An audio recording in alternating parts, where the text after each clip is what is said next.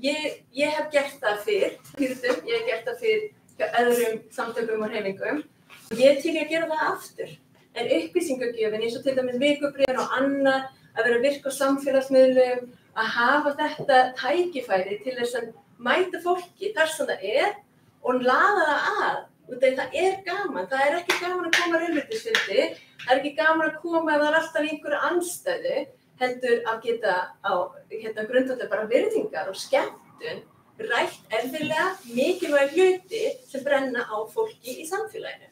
Nú sagði ég á 20 sekúndur eftir, það heldur líka að það fjalli að við ekki gerum okkur upp hug annarra. Fólk ekki að mæta út af X, fólk vill ekki mæta út af Y. Hvað með bara heyri í fólki? Og nota það sem þau segja til þess að fá öðruvísi fundi eða betri fundi eða skemmtilegri áherslur eða meira páskabingo, hver veit? Takk fyrir þetta.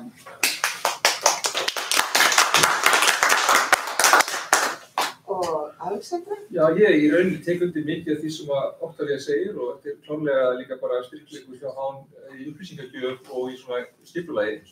Ég vil sem bæta því við að eitt sem hefur verið veikleiki hjá okkur að við höfum ekki verið nógu öflugir að bregðast við þegar að það eru einstaka erfiðir aðilar sem að búa til leiðilegt ástand og hrekja aðra í burtu.